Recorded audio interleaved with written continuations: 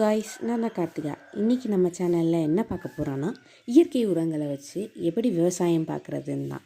வாங்க, என்னோடய தோட்டத்தை நான் சுற்றி காத்துக்கிட்டே எப்படி இதெல்லாம் செய்யலாம் அப்படின்னு பார்க்கலாம். ஓகே, ஃபஸ்ட் இதுதான் வாழை மரம். வாழை மரம்னா அதுக்கு தனி சிறப்பு உண்டு. வாழையடி வாழையாக வாழ வேண்டும் என்று சொல்கிற அளவுக்கு அதுக்கு ஒரு தனி சிறப்பு உண்டு. இந்த வாழை இலையில் போட்டு சாப்பிட்டா அவ்வளோ உடம்புக்கு நல்லதான்.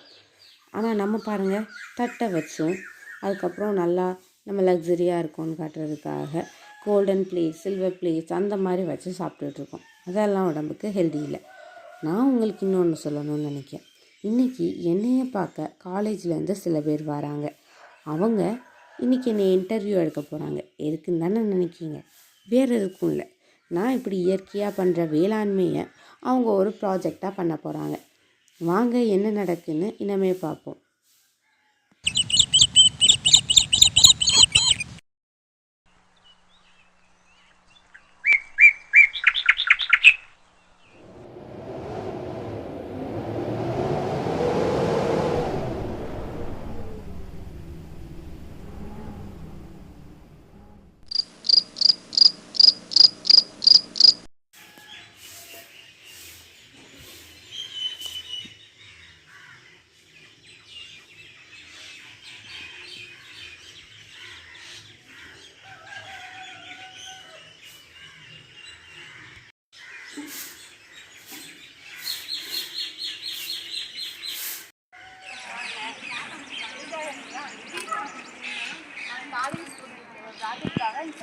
அந்த ப்ராஜெக்ட் இயற்கை எல்லாமே சம்மந்தப்பட்டது.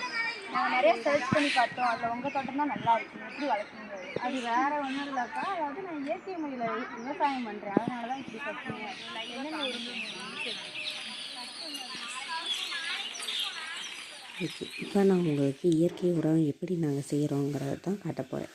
இதுதான் வேர்மி கம்போஸ்ட். வேர்மி கம்போஸ்ட்னால் வேறு ஒன்றும் இல்லை, இலைகளை, அதாவது காஞ்ச இலைகளை மண்ணில் போட்டு அதில் மண்புழு வர வச்சு அதை வச்சு விவசாயம் பண்ணுறது தான் வேர்மி கம்போஸ்ட்னு சொல்லுவாங்க. அதை தான் நான் பண்ணுறேன்.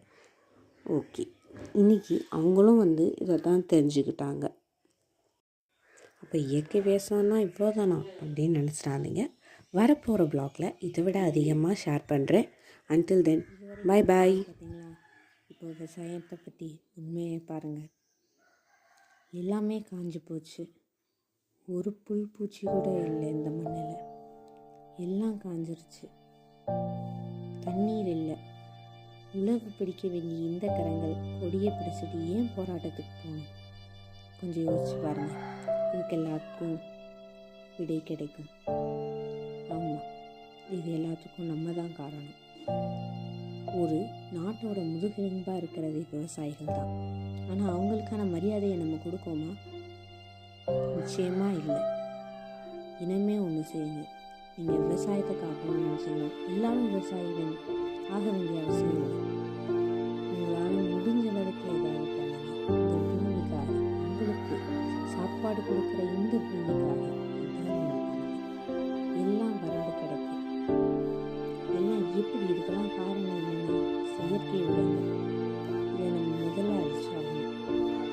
பசியால் வாடக்கூடிய அனைவருக்கும் சாப்பாடு கொடுக்கறதுன்னு தான் விவசாயம். ஆனால் அவனே பசியில் கிடக்கிறத நம்ம எப்படி ஒத்துக்க முடியும்?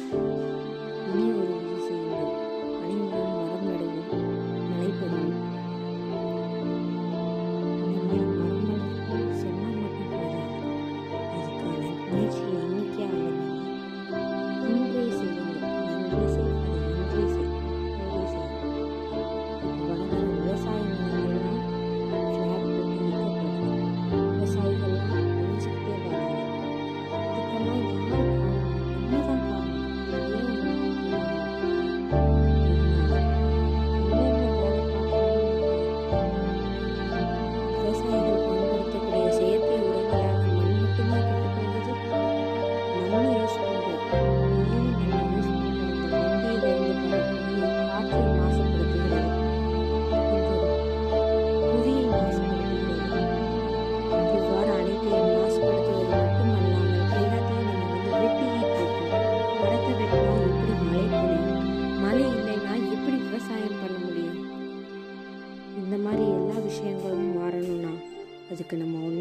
செய்யணும். மரம் வளர்க்கணும்.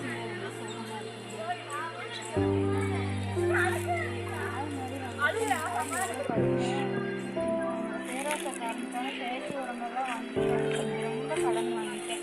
கடன்லாம் என்னால் கட்ட முடியாதனால நிலத்தெல்லாம் விட்டுட்டேன். இப்போ அவங்க கார்பரேட்காரங்கெல்லாம் வந்து என் நிலத்தை பறிச்சுக்கிட்டாங்க. இப்போ இப்போ என்னடான்னு பார்த்தா அவங்க எல்லாம் ஃப்ளாட் போட்டு விற்க போகிறாங்க. மரம் வளர்ப்போம், மழை பெறுவோம் என்ற கொள்கையை பின்பற்றுவோம். இன்றே நடுங்கள், நன்றே நடுங்கள். நன்றி.